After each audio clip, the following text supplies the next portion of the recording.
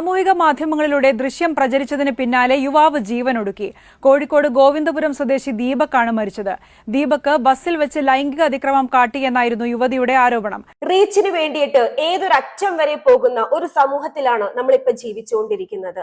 ഒരു പെണ്ണെന്ന രീതിയിൽ ഈ വാർത്ത കേട്ടപ്പോൾ പ്രതികരിക്കണമെന്ന് തോന്നി. നിങ്ങൾ എല്ലാവരും ഈ വാർത്ത കേട്ടിട്ടുണ്ടാകും. യെസ്, ഒരു പെൺകുട്ടിക്ക് ഒരു ബുദ്ധിമുട്ടുള്ള ഒരു സാഹചര്യം ഉണ്ടായി എന്ന തരത്തിൽ സോഷ്യൽ മീഡിയയിൽ അത് കംപ്ലീറ്റ് ആയിട്ട് ആ ഒരു വീഡിയോ, ആ ഒരു ക്ലിപ്പ് വൈറലാവുകയും അതിനോടനുബന്ധിച്ച് ദീപക് എന്ന ആ വ്യക്തി ആത്മഹത്യ ചെയ്യുന്ന ഒരു അവസ്ഥയാണ് ഉണ്ടായത്. ഈ ഒരു അവസ്ഥയിൽ നമ്മൾ മനസ്സിലാക്കേണ്ട കാര്യം, ഇവിടെ സ്ത്രീകൾക്ക് മാത്രമാണോ സുരക്ഷിതത്വത്തിന്റെ ആവശ്യം? അല്ല, പുരുഷന്മാർക്കും.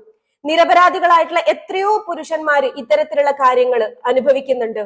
ഞാൻ എന്റെ സുഹൃത്തിന്റെ ഒരു വിഷയവുമായി ബന്ധപ്പെട്ട് കോടതിയിൽ പോയ സമയത്ത് ഒരു പെൺകുട്ടി ഒരു ഉളുപ്പുമില്ലാതെ എന്നോട് പറഞ്ഞിട്ടുണ്ട്, അവനെ കുടുക്കാൻ വേണ്ടിയിട്ട് ഞാനൊരു കേസ് കൊടുത്തതാണ് എന്നുള്ളത്. ഞാൻ വളരെ അത്ഭുതത്തോടു കൂടി നോക്കിയിട്ടുണ്ട്.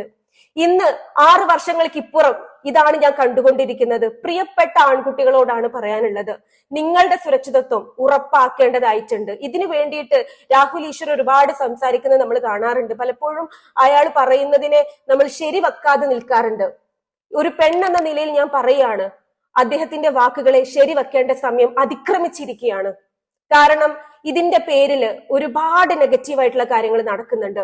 റീച്ച് മുഖ്യം ബിഗിലെ, റീച്ച് എന്നതിൽ അപ്പുറത്തിരിക്കുന്നത് ഒരു മനുഷ്യനാണ്.